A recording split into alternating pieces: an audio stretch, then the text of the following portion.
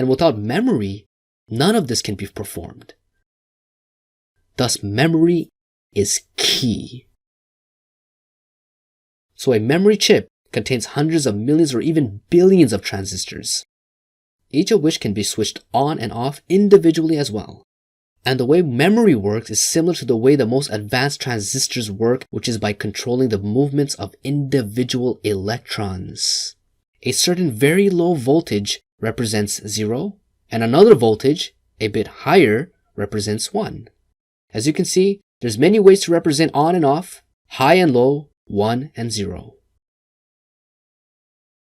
ASCII is the standard computer mapping between ones and zeros and the English alphabet. A equals 1, 0, 0, 0, 0, 0, 1, capital A. That means when you punch the letter A, like Allah, on your keyboard, the keyboard sends a 1, 0, 0, 0, 0, 0, 1 to the computer. On the other side, 1, 0, 0, 0, 0, 0, 1 is interpreted as a capital A and displayed on the screen. Ones and zeros themselves are in turn coded into a series of electrical impulses or magnetic bits on a hard drive. 1, 0, 0, 0, 0, 0, 1 might be stored on your hard disk as north versus south spots of magnetism. In other words, 1, 0, 0, 0, 0, 0, 1 is N, S, S, S, S, S, N. That's another way to represent on and off, high and low, 1 and 0. Magnetic storage or magnetic recording is the storage of data or information on a magnetized medium. Hard drives use magnetic memory to store giga and terabytes of data, information in computers. So, when I type the capital letter A, it is not an electrical impulse, nor is it a magnetic field. The electrical impulse or magnetic field represents A.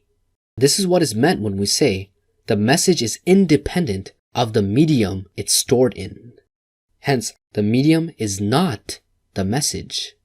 However, the medium can affect both the form and the content of a message. The medium is therefore not simply neutral in the process of communication. Additionally, the medium in this case is the hard drive, and the hard drive is part of the hardware. The hardware is like your brain. Your brain contains an average of around 100 billion neurons. So your brain is like a super highly advanced hard drive, just like the physical part of the computer, in other words, the hardware. Software, on the other hand, is like the mind. The brain and the mind are two different entities. Just like computers, hardware and software are two different things. Software refers to the code that runs on the computer.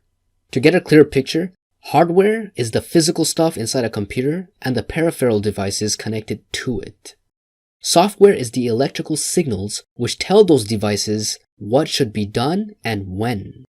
In general, these things are referred to as programs, in that they program the hardware into understanding what its purpose is. These are usually saved for later reuse instead of having to make them from scratch each time. In order to save these, some other hardware is used. For example, a hard drive which saves such, and can later recall them, as spots on a magnetic coating. So that's a summarized way of how 1, 0, 0, 0, 0, 0, 1 is interpreted as capital A and displayed on the screen. Technology is being used on a regular basis, and you should know that it's based on logic and not magic. And God knows best. But what is your phone or computer without a screen? It would be pretty useless, right? And that brings us to the screen. Before we explore the hidden doors of the Quran Cipher 19, as this will galvanize your mind a bit more with important information. The screen is really an engineering marvel of our time, as it is filled with thousands or millions of tiny pixels in a two-dimensional flat surface in which you are looking through to watch this video. Alhamdulillah. You probably heard about taking a screenshot with your phone. You can do the same thing on almost any computer. Usually, on the top right near the delete button, there's a button called print screen. As soon as you press the print screen button, Windows will grab the color number of all of the pixels on your screen, little dots, and save it to your clipboard, where everything you copy Control-C goes. So you can paste it in Paint, or whatever program you prefer. Then the information can be transferred to a USB key in zeros and ones encoded. So here, let's look at this image of a Kufic-style Quran. Once I press print screen, it is saved on my clipboard, just like if I press Control-C. And now I can paste it in, let's say, Microsoft Word, a software program. Note, when you press print screen, everything on the screen is copied. Thus, each pixel has a specific color information. Each color information, or pixel, is connected to a transistor, and each transistor is converted to bits of zeros and ones. You are therefore looking at a map of bits of zeros and ones. This is known as BMP, bitmap. The name says it all, a map of many bits, a map of tiny zeros and ones, bits of information. Your screen is kind of like an illusion. It can show a three-dimensional image from a two-dimensional screen bitmapped with zeros and ones being manipulated by only three colors that have many shades. And this image or images you see are known as raster images or raster graphics. Raster images are stored in image files with varying formats. Thus, when you are looking at a digital screen, you are looking at a bunch of tiny zeros and ones. And since they are so tiny, our monitors only properly work for humans. And if an animal sees a computer screen, it doesn't see the same colors as you do. Monitors work based on an optical illusion that is specific to humans. It's an ingenious optical illusion that only perfectly works for humans, not for animals. Now, bitmap or raster are not the only format images can be rendered. There are also vector images or vector graphics. Vector images are mathematical calculations from one point to another that form lines and shapes. And if you zoom into a vector graphic, it will always look the same. The math formulas stay the same, rendering the same visual graphic no matter the size. Vector graphics can be scaled to any size without losing quality. This is important to note because I will be zooming into the Quran soon. So, for pictures, bitmap raster is best, and for text, PDF, Word, etc., vectors are best.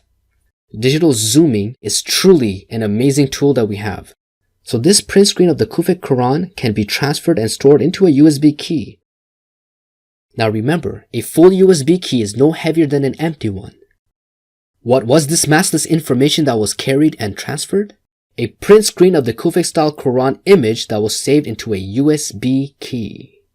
This is how we are digitally communicating in the tiny unseen, the invisible. Although with the right tools, they are clearly visible. Now, the point that I want to come to is this. Let's completely digitize the Quran. What you are looking at are all the verses in the Arabic Quran. This is the whole Quran in one page. This is the tablet, Lawh. And you'll know why.